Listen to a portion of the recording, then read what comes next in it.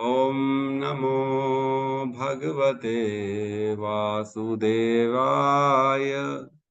ॐ नमो भगवते वासुदेवाय। ॐ नमो भगवते वासुदेवाय। यः स्वानुभावम् अखिलं श्रुतिसारमेकम् आध्यात्मदीपम् अतितीर्षितां तमोऽन्धम् संसारिणां करुणयः पुराणगुह्यम् तं व्याससूनम् उपयामि गुरुं मुनीनां। नारायणं नमस्कृत्य नरं चैव नरोत्तमं देवीं सरस्वतीं व्यासं ततो जयमुदीरये। श्रवणतां स्वकथः कृष्ण पुण्यश्रवण कीर्तिनः हृदयन्तस्तो हि अभद्राणि विदुनोति सुहृते सताम्। नष्टप्रायेषु अभद्रेषु नित्यं भागवत सेवया भगवती उत्तम श्लोके भक्तिर्भवति नैष्ठिकी। श्रवणतः श्रद्धया नित्यं गृह्णतश्च स्वचेष्टितं कालेन नातिदीर्घेण भगवान् विशते हृदि। कृष्णाय वासुदेवाय देवकी नंदनाय च नंद गोप कुमाराय गोविंदाय नमो नमः। जय श्री कृष्ण चैतन्य प्रभु नित्यानंद श्री अद्वैत गदाधर श्रीवासादि गौर भक्त वृंद। हरे कृष्णा कृष्णा कृष्णा हरे हरे, हरे राम राम राम हरे हरे। हरे कृष्णा कृष्णा कृष्णा हरे हरे, हरे राम राम राम हरे हरे। हरे कृष्णा कृष्णा कृष्णा हरे हरे, हरे राम राम राम हरे हरे। हरे कृष्णा। सभी भक्तों का स्वागत है प्रातःकालीन श्रीमद् भागवतम के सत्र में। और कल हमने श्लोक क्रमांक 13 से लेके 16 तक किया, जिसमें कहते हैं राजा जहां कहीं भी जाते उन्हें निरंतर अपने उन महान पूर्वजों का यशगान सुनने को मिलता जो सभी भगवत भक्त थे, तथा भगवान श्री कृष्ण के यशस्वी कार्यों की गाथा सुनने को भी मिलती। वे यह भी सुनते कि किस प्रकार वे स्वयं अश्वत्थामा के ब्रह्मास्त्र के प्रचंड ताप से भगवान श्री कृष्ण द्वारा बचाए गए थे। मनुष्य वृष्णि तथा प्रथा वंशियों के मध्य अत्यधिक स्नेह का भी उल्लेख करते, क्योंकि प्रथा भगवान केशव के प्रति अत्यधिक श्रद्धावान थी।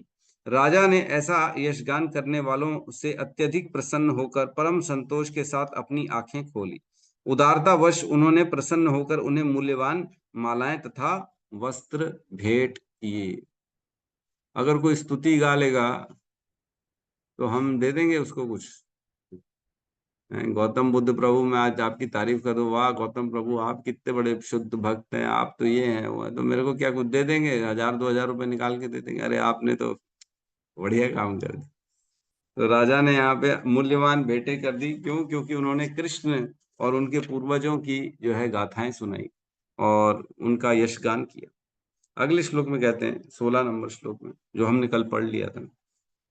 महाराज परीक्षित ने सुना कि जिन भगवान श्री कृष्ण श्री विष्णु की आज्ञा का पालन समस्त जगत करता है, उन्होंने अपनी अहेतु की कृपा से पांडु के विनीत पुत्रों की उनकी इच्छानुसार सभी प्रकार से सेवाएं करी, जिनमें सारथी बनने से लेकर अग्र पूजा ग्रहण करने तक तथा दूत बनने, मित्र बनने, रात्रि में रक्षक बनकर सेवाएं करने की कार्य सम्मिलित हैं।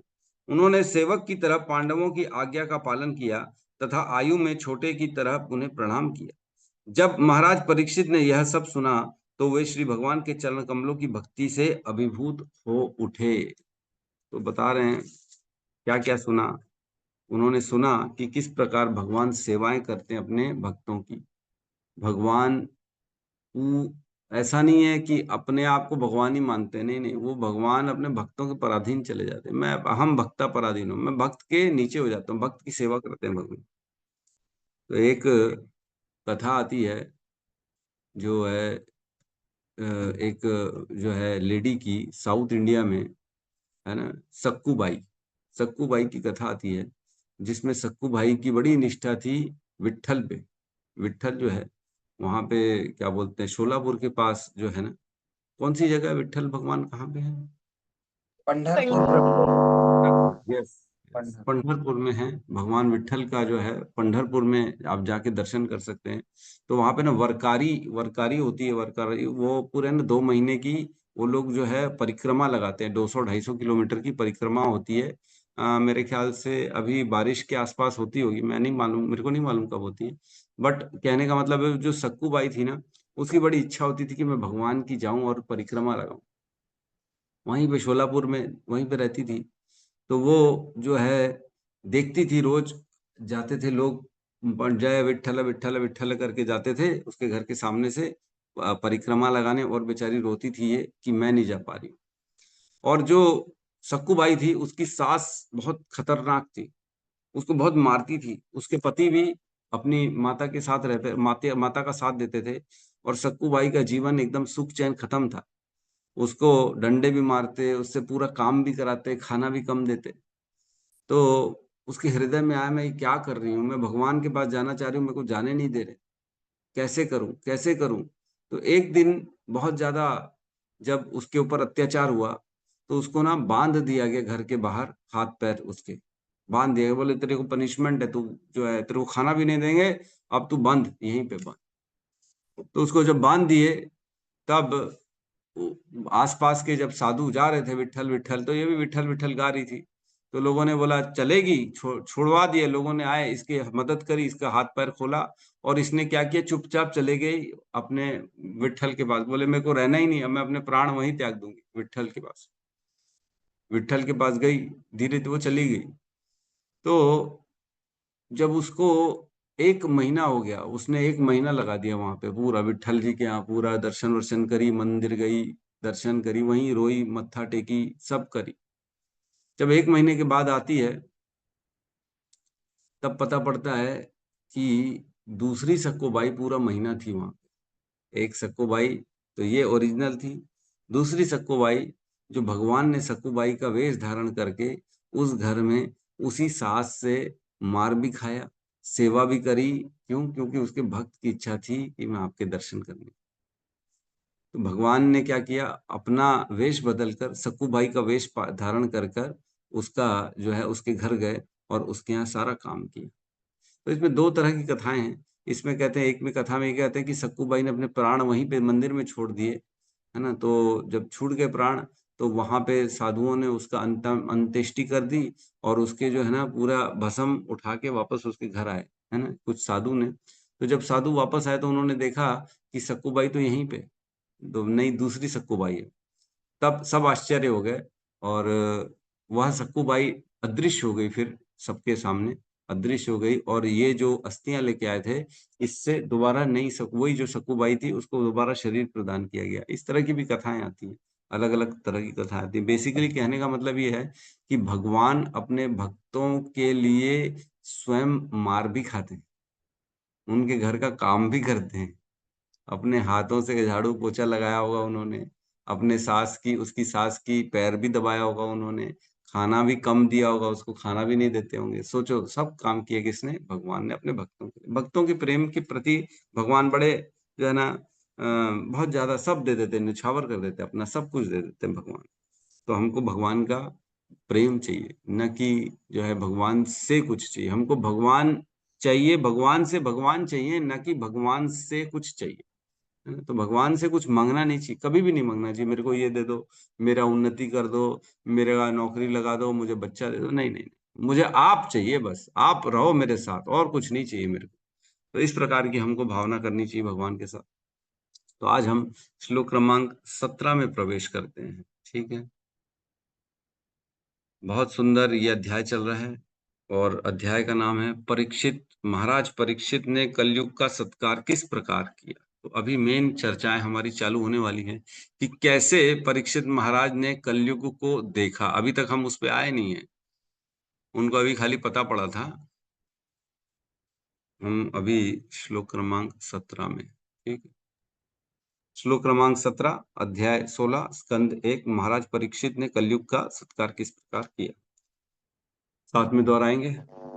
तस्येवं वर्तमानस्य तस्यैवं वर्तमानस्य पूर्वेषां वृत्तिम् अन्वहम् पूर्वेषां वृत्तिमन्वहम्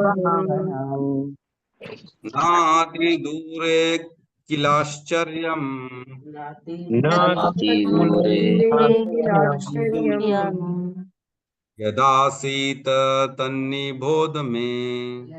यदा यदा बोध मे बोध मे तस्य वैवं वर्तमानस्य तस्यैवं वर्तमानस्य पूर्वेषां वृत्तिमन्वयम् पूर्वेषां वृत्तिमन्वहम् नातिदूरे किलाश्चर्य नातिदूरे किलाश्चर्यम् यदासीत् तन्नबोध मे। निबोध मे। तस्य एव वर्तमानस्य वर्तमानस्य पूर्वेषां प्रीतिम् अन्वहम् पूर्वेषां वृत्तिमहम् नातिदूरे किलाश्चर्य नातिदूरे किलाश्चर्यम् यदासीत तन्निबोध मे। यदासीदन्निबोध मे। तस्यैवं वर्तमानस्य तस्य एव वर्तमानस्य पूर्वेषां वृत्तिमन्वहम् पूर्वेषां वृत्तिमन्वहम् नातिदूरे किलाश्चर्यम् नातिदूरे किलाश्चर्यम् यदासीत तन्निबोध मे। यदासीदन्निबोध मे। अनुवाद। अब तुम लोग मुझसे वह घटना सुन सकते हो जो तब घटी जब महाराज परीक्षित अपने पूर्वजों की उत्तम वृत्तियों के विषय में सुनते हुए तथा उन विचारों में डूबे हुए अपने दिन बिता रहे थे। ओम अज्ञानतिमिरन्धस्य ज्ञानांजन शलाकया चक्षुरुन्मीलितं येन तस्मै श्री गुरुवे नमः। श्री चैतन्य मनोभीष्टं स्थापितं येन भूतले स्वयं रूपः कदा मह्यं ददाति स्वपदान्तिकम्। वन्देऽहं श्रीगुरु श्रीयुतपदकमलं श्रीगुरून् वैष्णवांश्च श्रीरूपं सागरजातं सहगण रघुनाथान्वितं तं सजीवं साद्वैतं सावधूतं परिजन सहितं कृष्ण चैतन्य देवं श्री राधा कृष्ण पादान् सहगण ललिता श्री विशाखान्वितांश्च। हे कृष्ण करुणा सिंधु दीनबंधु जगतपते गोपेश गोपिका कांता राधा कांत नमस्तुते। तप्त कांचन गौरांगी राधे वृंदावनेश्वरी वृषभानुसुते देवी प्रणमामि हरिप्रिये। वाञ्छाकल्पतरुभ्यश्च कृपा सिन्धुभ्य एव च पतितानां पावनेभ्यो वैष्णवेभ्यो नमो नमः। नमो विष्णुपादाय कृष्णपृष्ठाय भूतले श्रीमते भक्तिवेदांत स्वामीति नामिने। नमस्ते सरस्वती देवे गौरवाणी प्रचारिणे निर्विशेष शून्यवादी पाश्चात्य देश तारिणे। जय श्री कृष्ण चैतन्य प्रभु नित्यानंद श्री अद्वैत गदाधर श्रीवासादि गौर भक्त वृंद। हरे कृष्णा कृष्णा कृष्णा हरे हरे हरे राम राम राम हरे हरे कृष्णा। तो श्लोक क्रमांक 17 अभी जो एट प्रेजेंट हैं परीक्षित महाराज, सबको एक बार विचार करना चाहिए कि कहाँ है, क्या कर रहे हैं और किस परिस्थिति में।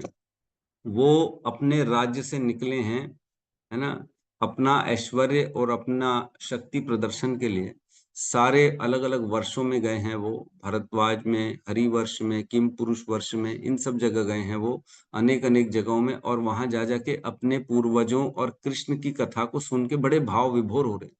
और वो निकले क्यों थे घर से? जब उनको पता पड़ा था कि कलयुग प्रकोप बढ़ रहा है, कलयुग का प्रकोप बढ़ रहा है, और कलयुग को देखने के लिए उसको मतलब एक तरह से उसका प्रतिकार, उससे जो है ना लड़ाई करने के लिए वो निकले थे। शोध प्रतिशोध या जैसा भी अपन समझते हैं, उसको दबाने के लिए निकले थे। और वो सब जगह निकले उन्होंने, और सब जगह उन्होंने अपने पूर्वजों के बारे में जब सुना तो भक्ति से भाव विभोर हो गए कृष्ण के प्रति। जब उन्होंने सुना कि किस किस प्रकार कृष्ण ने उनकी गर्भ में भी जाके रक्षा करी थी, है ना, और अपने पूर्वजों के बारे में सुना, और जब ये सुना कृष्ण ब्रह्मांड नायक हैं, पूरे ब्रह्मांड के नायक है, फिर भी वो युधिष्ठिर महाराज के पैर छूते थे क्योंकि लीला में थे वो, है ना, मनुष्य लीला में थे। तो इस प्रकार जब उन्होंने सुना तब उनको बड़ा जो है हर्षित हुए, उनको भक्ति आई उनके अंदर में, भगवान के चरणों के प्रति उनका प्रेम बढ़ गया। तब तब क्या हुआ, तब बता रहे हैं ना, तस्य एवं वर्तमानस्य। तो इस प्रकार जब ऐसे विचारों में लीन थे कौन, जो है परीक्षित महाराज, तस्य मीन्स वह, परीक्षित महाराज ऐसे विचारों में, वर्तमानस्य उस समय, उस वर्तमान काल में, उस समय में जब ये सब घटनाएं चल रही थी, तब पूर्वेशाम वृत्तिम अनवहम, अपने पूर्वजों की वृत्तियों को जब सुन रहे थे, है ना, तब की बात चल रही है। दिन प्रतिदिन उस समय क्या हो रहा था, रोज अपने पूर्वजों की वृत्ति कृष्ण के साथ आदान प्रदान सुन रहे थे। तब ना अति दूरे किलाश्चर्यम, तब कुछ ही समय में, बहुत कम समय में, अल्प समय में, बहुत जल्दी, शीघ्र ही, मतलब ना अति दूर मीन्स कोई दूर नहीं, बहुत शीघ्र ही ऐसी आश्चर्यचकित बात हो गई, है ना। यदा सीत तन्नी बोध में, अब वह आश्चर्यचकित बात क्या हुई, वो मुझसे सुनो। कौन कह रहे हैं, सूत गोस्वामी कह रहे हैं शौनक आदि ऋषियों को।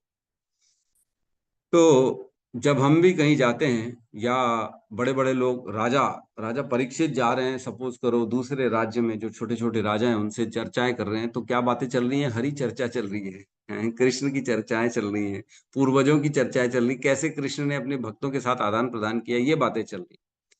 तो जब हम कहीं जाते हैं तो हम ये बात करते हैं क्या है, या सपोज करो बड़े बड़े दो लोग प्रधानमंत्री निकले यहाँ से, चाइना जा रहे हैं, आए दिन हम देखते ना, वो कभी यात्रा में जापान गए हैं, कभी चाइना गए हैं, कभी यहाँ गए हैं, तो जाके कभी चर्चा करते हैं, अरे आपने कृष्ण की वो कथा सुनी है, अपना गोवर्धन लीला सुनी है। मोदी जी जाके पता लगा, वहां बोल रहे हैं, अरे गोवर्धन लीला 7 दिन तक आपको मालूम है, भगवान ने ऐसे उंगली पे उठाया था पर्वत को। तो बोले नहीं नहीं प्रभु, हमने तो नहीं सुना। अरे वहां पे इंद्र ने क्रोध होके वर्षा करी थी, पूरा गांव तबाह कर दिया था, लेकिन भगवान ने पर्वत उठाया और सभी को बचा लिया। अरे वाह, हरि बोल हरि बोल हरि बोल। इस टाइप की बात कोई करेगा क्या हम तो सोच भी नहीं सकते कि ऐसी कोई बात करेगा। दो राजा, इतने बड़े बड़े राजा जा रहे हैं, वो लोग क्या सोचते हैं, हमारे पास डिस्कशन के लिए बहुत इंपॉर्टेंट सब्जेक्ट्स हैं, हमारे पास इकोनॉमी के लिए डिस्कशन करना है, हमारे पास आतंकवाद के लिए डिस्कशन करना है, किस प्रकार लोगों का हम रक्षा कर सकते हैं, किस प्रकार हम लोगों के केयर कर सकते हैं, कैसे हम अपनी टेक्नोलॉजी बढ़ा सकते हैं, कैसे हम डिफेंस बढ़ा सकते हैं, कैसे हम अपने गोले, मिसाइल और एयरप्लेन ये सब बढ़ाएं, फाइटर जेट बढ़ा सकते हैं, इस पे चर्चा करते हैं। उनको लगता है ये सब इंपॉर्टेंट है, लेकिन सबसे ज्यादा इंपॉर्टेंट तो ये है कि व्यक्ति का उद्धार तो तब होगा जब वो कृष्ण का नाम लेगा, है ना। अपना जीवन व्यर्थ कर देगा अगर कृष्ण की चर्चा ना करेगा तो। ये नहीं मालूम किसी को, है ना, बाकी सब मालूम है, ये नहीं मालूम है। खैर चलो ये बातें छोड़ देते हैं अपन। तो यहाँ कह रहे हैं कि ऐसा हुआ आश्चर्यचकित घटना, वह अब मुझसे सुनो। तो क्या हुई आश्चर्यचकित घटना, वो हम आगे प्रवेश करते हैं अगले श्लोक में।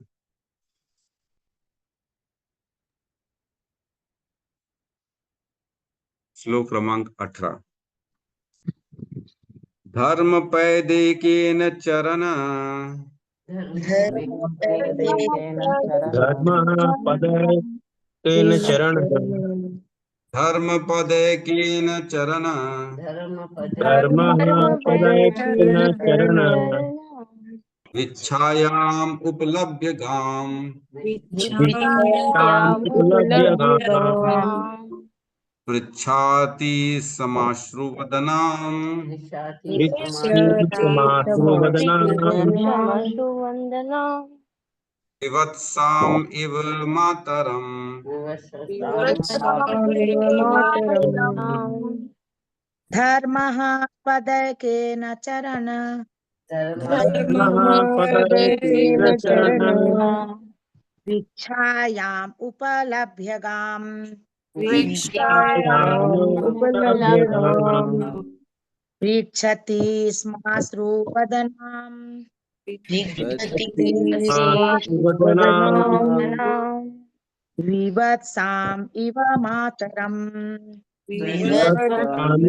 मातरम् कृष्ण धर्मपदैकेन चरणः भिक्षायाम् उपलभ्यगाम् विच्छायाम् उपलभ्यगाम् प्रेक्षते श्मश्रुवदनाम्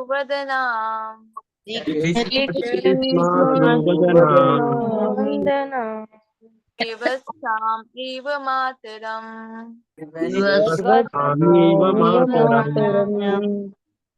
धर्मपदैकेन चरण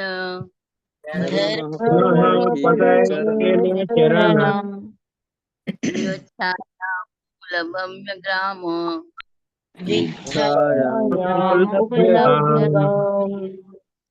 पृच्छति श्माश्रुवन्दनाम्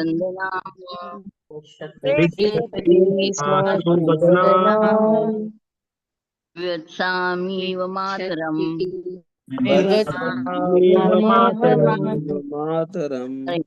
हरे कृष्ण विवत्सामीव मातरम्। हो गया अनुवाद। साक्षात धर्म बैल के रूप में विचरण कर रहा था। उसे गाय के रूप में साक्षात पृथ्वी मिली, जो ऐसी माता के समान शोकग्रस्त दिखाई पड़ी जो अपने पुत्र खो चुकी हो। उसकी आंखों में आंसू थे और उसके शरीर का सौंदर्य उड़ गया था। धर्म ने पृथ्वी से इस प्रकार प्रश्न किया। तो इस श्लोक में कह रहे हैं आश्चर्यचकित घटना जो हुई वो क्या घटना हुई कि परीक्षित महाराज ने कुछ देखा। परीक्षित महाराज ने क्या देखा? तो लिखा है धर्म पद एकेन चरण। जो धर्म था वो एक पैर में था, एक पैर में था। और कौन से रूप में था? वो बैल के रूप में एक पैर में था। बैल का एक ही पैर हो, बैल के कितने 4 पैर होते हैं, लेकिन यहाँ पे एक ही पैर था। धर्म पद एकेन चरण, चरण मीन्स वो विचरण कर रहे थे, एक पैर से विचरण कर रहा है बैल। ये देखा, अरे एक पैर से कैसे बैल विचरण कर सकता है? अब देखा तो उन्होंने देखा, हम इस पे नहीं जाएंगे। प्रभु जी एक पैर से बैल कैसे चल सकता है? तो आप ये प्रश्न मत कीजिएगा, इसका जवाब नहीं है मेरे पास।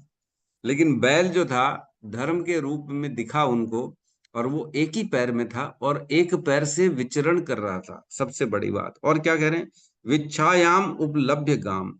और विच्छायाम शोकग्रस्त, एकदम डिप्रेस्ड अवस्था में उन्होंने क्या देखा?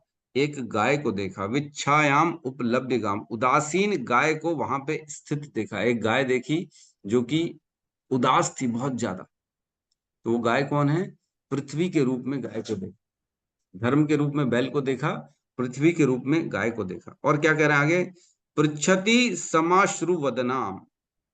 पृच्छति, पूछा उन्होंने। किसने? धर्म ने किससे पूछा? गाय से पूछा। पृच्छति समा अश्रु वदनाम, जब पूछा उससे तब देखा कि उनकी आंख से बहुत आंसू निकल। किसकी आंख से? गाय की आंख से आंसू निकल रहे हैं। वह गाय जो पृथ्वी के रूप में है, जो उदासीन है ना, उससे पूछा। किसने? धर्म ने पूछा, जिसका एक ही पैर है, जिसके 3 पैर गए हैं, वापस है ही नहीं। और वह जो है विचरण कर रहा था धर्म वहां पे, है ना। मतलब एक बैल को देखा और एक गाय को देखा। वो बैल धर्म के रूप में था, उसकी 3 पैर नहीं थे, एक ही पैर थे। और गाय जो देखा, गाय को बहुत ज्यादा उदासीन देखा, रो रही थी गाय। और ये बैल उस गाय से कुछ पूछ रहे हैं, है ना। और क्या कह रहे हैं? विवत्साम इव मातरम। विवत्साम इव मातरम मीन्स ऐसा लग रहा था जैसे उस गाय का बछड़ा बिछड़ गया। विवत्साम, है ना। वात्सल्य प्रेम कहते हैं ना। वात्सल्य मीन्स गाय का प्रेम अपने बछड़े के प्रति, वात्सल्य प्रेम। गाय तभी दूध देती है जब अपने बछड़े को देखती है, सूंघती है उसको। तो जब सूंघती है उसको, तब उसका ऑटोमेटिकली दूध निकलता है। तो इसीलिए हम गाय का दूध पीते हैं, क्योंकि उसके दूध में पूरा प्रेम भरा पड़ा रहता है ना। क्योंकि जैसा विचार होता है वैसा ही उस जो जो प्रोडक्ट होता है उसमें वही विचार आ जाते हैं। जैसे हम चेतना की बात करते हैं ना, होटल में खाना खाओगे तो जो कुक, जो बनाने वाला है, उसकी जो चेतना है वो उस खाने में चली जाती है। तो हम जो भक्षण करेंगे तो जो बनाने वाला है उसकी चेतना हमारे अंदर आ जाएगी। वैसे ही गाय का दूध पीने से गाय की जो चेतना है वो अपने पुत्र के प्रति बड़ा प्रेम, वात्सल्य रहता है, वो चेतना उसके दूध में आ जाती है और उसको हम पीते हैं तो हमारे अंदर भी प्रेम उत्पन्न होता है। तो गाय को कई लोग हम जानते हैं, उनके बछड़ा जैसे नर निकल जाता है बछड़ा, कोई काम का नहीं रहता ना, तो उसको मार देते हैं, उसकी खाल को ऐसा एक छोटा सा बैग बना देते हैं और गाय को सूंघाते हैं, तो गाय को लगता है मेरा बछड़ा आ गया और उसको दूध दे देती है। ऐसा भी होता है, मैंने भी देखा है। तो ये अभी की स्थिति है कलयुग की।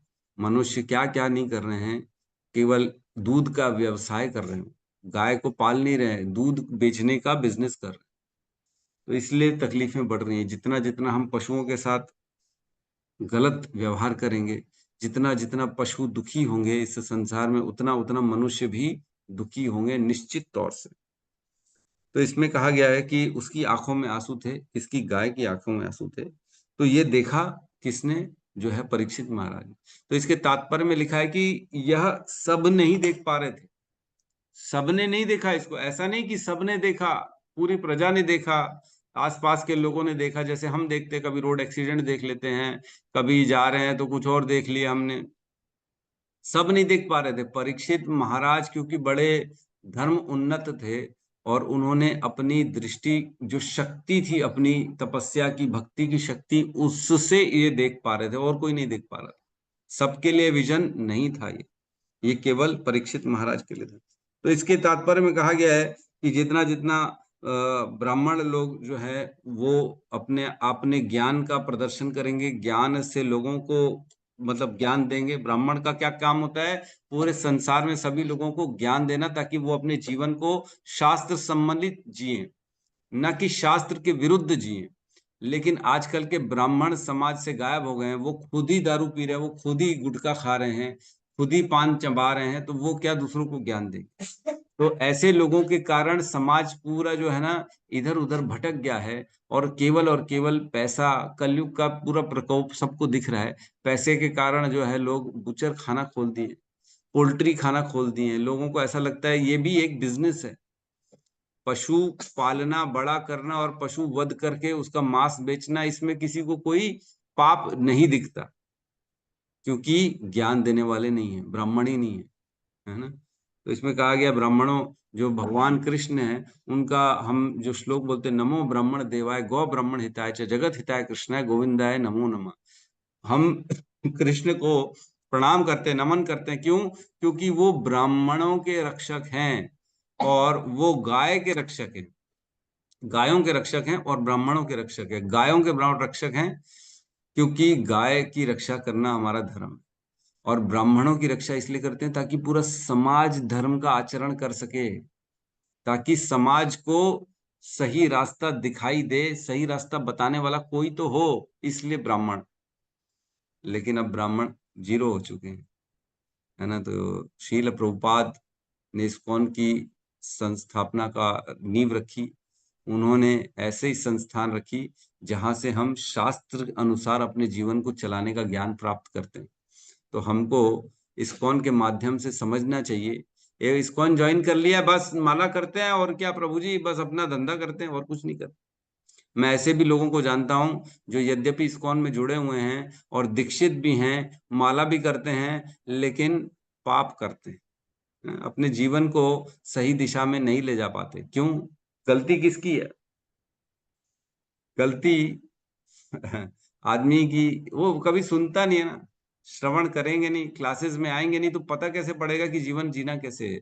इस्कॉन का उद्देश्य क्या है? इस्कॉन का उद्देश्य केवल दीक्षा लेना नहीं है। कई लोग अपने जीवन में केवल दीक्षा का मोटो बना लेते हैं, मेरे को दीक्षा लेनी, दीक्षा लेनी। दीक्षा ठीक है, लेनी है, दीक्षा लीजिए, मना ही नहीं है, लेकिन दीक्षा के साथ साथ हमको आचरण भी वैसा करना है, फॉलो करना है रूल्स को।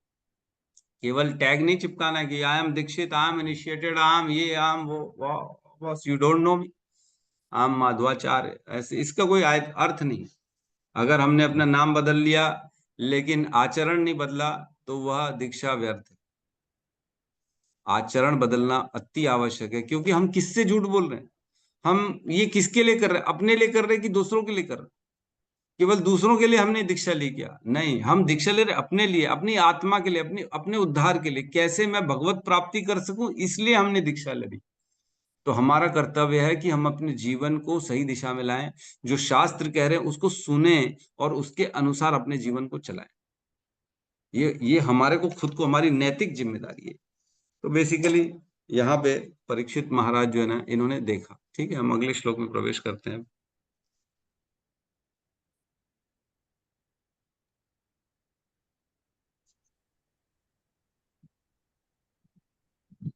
नाइनटीन नंबर है ना। प्रभु जी। अब यहाँ पे साइड में है। साइड में, यस यस,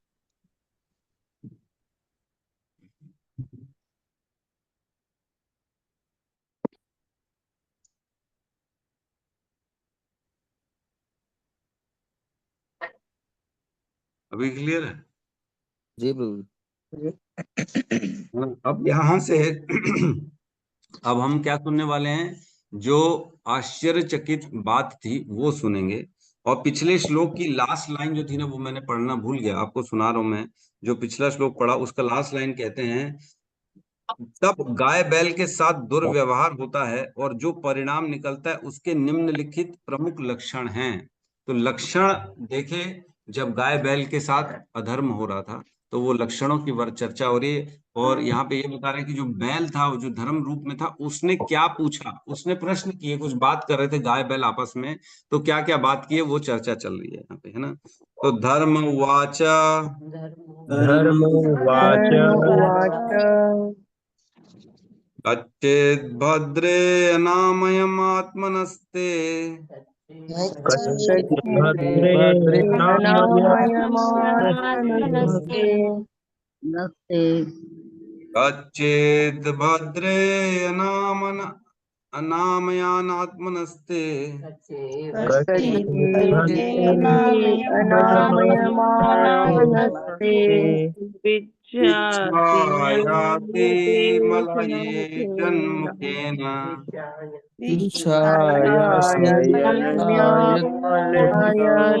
जन्मुखेन आलक्ष्ये भवतीम् अन्तराधिम् भवति मन्तराधिम् दूरे बन्धुं शोचसि कञ्चनाम्ब बन्धुं शोचसि कञ्चनाम्बम् धर्म उवाच उवाच भद्रे अनामयम् आत्मनस्ते भद्रे अनामयमात्मनस्ते इच्छायासि मलायस्तेन सन्मुखेन विच्छायालायते मुखेन आलक्ष्ये भवति मन्तराधिम्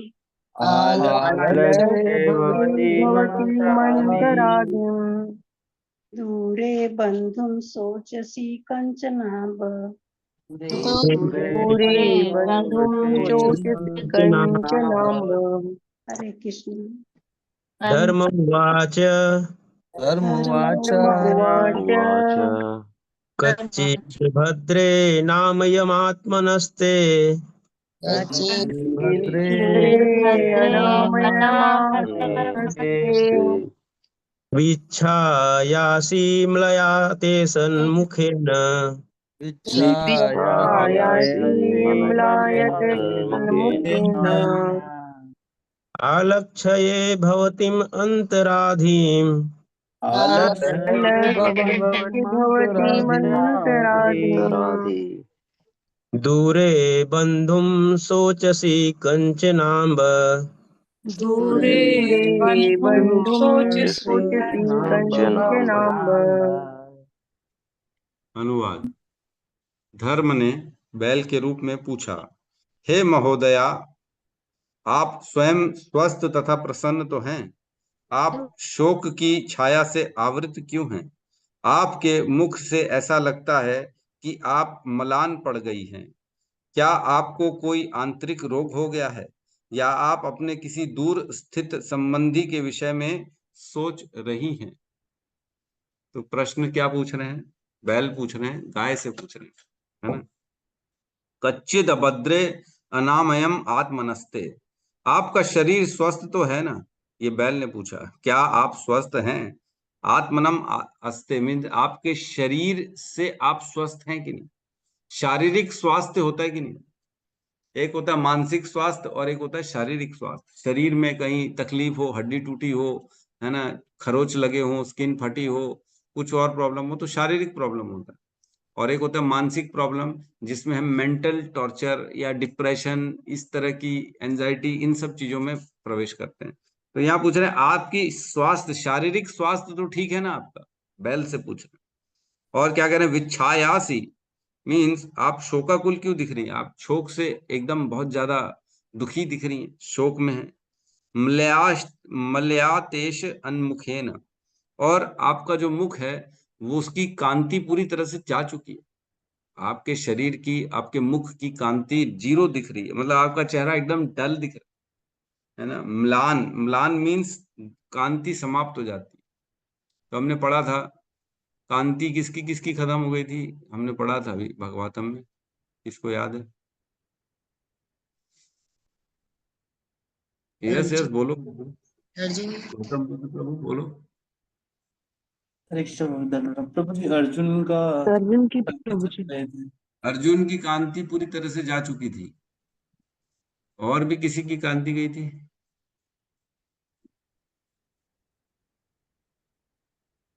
एक और जगह कांति गई थी। अश्वत्थामा की कांति चली गई थी जब उसकी मणि निकाले थे, है ना। उसका शरीर पूरा एकदम डल हो गया था, उसका चेहरा डाउन हो गया था जब उसके शरीर से मणि निकाली थी अश्वत्थामा की, हमने पढ़ा था। तो कांति अर्जुन की अभी चली गई थी जब कृष्ण को देखा था, कृष्ण नहीं रहे, तब अर्जुन बेचारे एकदम डल हो गए थे। और तब हमने पढ़ा था कि शरीर एकदम, मुख की कांति तेज कैसे आता है ना? तेज फेयर एंड लवली लगाने से नहीं आता है क्रीम लगाने से तेज नहीं आता है। तेज किससे आता है? धार्मिक नियमों को फॉलो करने से आता है। अपने आप में ब्रह्मचर्य व्रत का फॉलो करना, है ना, सुबेरे जल्दी उठना, तपस्या में लगाना, है ना, और अपने शरीर से इंद्रिय भोगों को बाहर करना। जितना व्यक्ति अपने शरीर में इंद्रिय भोग करता है, जितना हम सोचते हैं इस शरीर को यूज करके मैं सुख प्राप्त कर लूं, तो मतलब आप इस शरीर को यूज कर रहे हो, तो शरीर यूज हो रहा है, मतलब वो शरीर डल हो रहा है। जितना मशीन को यूज करेंगे उतना मशीन कम होगी ना, खत्म होती जाएगी ना। वैसे इस शरीर जो हमारा यंत्र रूपी ये शरीर है, इसका हम भोगों में इसको जितना लिप्त लगाएंगे, इसकी कांति कम होती चली जाएगी। बहुत जरूरी है। मतलब एक व्रत जो माताएं हैं वो एक प्रतिव्रत, और जो पति हैं वो एक पत्नी व्रत का पालन करें। जितना अवैध स्त्री संग होता है, अवैध पुरुष संग होता है, उतना जल्दी शरीर की कांति खत्म होती है। क्योंकि क्या होता है, हमारे शरीर में एक अपनी एक अलग ऑरा चलता है, और जब हम किसी और के साथ संग करते हैं तो उसका ऑरा हमारा ऑरा मिलता है, तो हमारा ऑरा कहीं ना कहीं हमारा इफेक्ट आता है हमारे अंदर चेतना में उसका। तो हम अपनी चेतना को मिक्स कर देते किसी के साथ अगर हम उसका संग करते हैं तो। और जैसे जैसे जितना जितना मिक्स करते हैं, हमारी उतनी चेतना इम्प्योर होना चालू होती, इम्प्योर होना चालू होती। और जितना इम्प्योर होगा उतना उसकी कांति कम होगी, हर जगह उसकी शक्ति कम होती जाएगी, कम होती जाएगी। लेकिन जितना हम उसको पवित्र रखेंगे, जितना साफ रखेंगे, वो बढ़ती चली जाएगी, धीरे धीरे धीरे धीरे बढ़ती चली जाएगी। तो यहाँ पे कह रहे हैं कि उनकी शरीर, उनका शरीर, उनके मुख की कांति पूर्ण रूप से खत्म हो गई थी। पूछा उन्हें, आप क्या बात है, आपके मुख की कांति कहाँ चली गई? और क्या कह रहे हैं, आलक्ष्ये भवतिम अंतराधिम। इससे लक्षण दिया जा रहा है, दिख रहा है कि आंतरिक दुखी है। ऐसा लग रहा है कहीं आप आंतरिक दुखी तो नहीं है। आलक्ष्ये, आलक्ष्ये किसी को याद आ रहा है कौन से श्लोक में पढ़ा था? नमस्ते पुरुषम नमामि। हैं? अलग अलग सबसे कौन सी? कुत्ती में पढ़े। बोले श्लोक, बोले गौतम बुद्ध प्रभु। नमस्ते पुरुषं त्वाद्भुवनेश्वरं प्रकृति परम आलक्ष्यं सर्वभूतानां अंतर्बहिरवस्थितम्। बहुत सुंदर, हरि बोल, बहुत सुंदर। तो कुंती महारानी ने जो स्तुति करी उसका पहला पहला श्लोक है, तो उसमें कहा है अलक्ष्यम सर्वभूतानाम, दिखाई नहीं देते। अलक्ष्यम मीन्स जिसको दिखाई नहीं देते, हम देख नहीं पाते। अंतर बहिर्वस्थित, हम अंदर भी हैं बाहर भी हैं। तो यहाँ कह रहे हैं अलक्ष्य भवतिम अंतराधिम, इससे लक्षण दिख रहा है कि आप अलक्ष्य मतलब बाहर से तो नहीं दिख रहा, कहीं शरीर में तो नहीं, लेकिन क्या पता अंदर से आप दुखी हो, अंतरम, अंदर से दुखी तो नहीं हो कहीं, गाय से पूछ रहे हैं, है ना। और क्या कह रहे हैं, दूरे बंधुम शोचसी कंचनाम्ब, या तो कहीं ऐसा तो नहीं किसी दूर किसी संबंधी आपका जो बहुत अति प्रिय है वो आपसे बिछड़ गया हो, उससे उससे बिछड़, बंधु के बिछड़ने के कारण आप दुखी हो गए हो। तो कुछ सवाल पूछे, क्या क्या आपका स्वास्थ्य, बाहरी शरीर आपका प्रसन्न नहीं दिख रहा है, आप कहीं स्वास्थ्य आपका ठीक नहीं है। फिर कह रहे हैं आप शोकाकुल दिख रही हैं, है ना, विच्छयासी, बहुत ज्यादा शोकाकुल हैं। और कह रहे हैं आपके मुख की कांति पूर्ण रूप से खत्म हो चुकी है। और ऐसा नहीं है तो कहीं ऐसा तो नहीं अंदर से आप दुखी हैं, अंतरम, है ना, अलक्ष्य से बाहर से नहीं दिख रहा लेकिन अंदर से आप दुखी, या तो कहीं ऐसा तो नहीं किसी बंधु के दूर चले जाने से आप दुखी हो गए। तो ये 4 सवाल पूछे हैं, 4 हैं कि 5 सवाल हैं, अब आप निकालिएगा। 5 सवाल उन्होंने पूछा, किन्होंने, धर्म ने बैल के रूप में गाय से, पृथ्वी माता से। तो किसी का प्रश्न है तो हम ले सकते हैं यहाँ पर।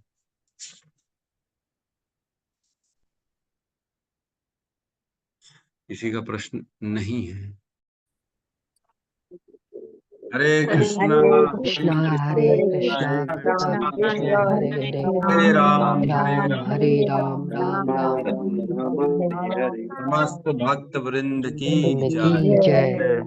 जगत गुरु हरे कृष्णा श्रील प्रभु जी, दंडवत प्रभुपाद प्रणाम। जय गौर प्रेमानंदे, हरि हरि बोल। हरि हरि बोल। हरे कृष्णा हरे प्रभु जी, दंडवत प्रणाम। हरे कृष्ण, प्रणाम, हरे कृष्ण, प्रणाम प्रभु जी, हरे कृष्ण, हरे कृष्ण।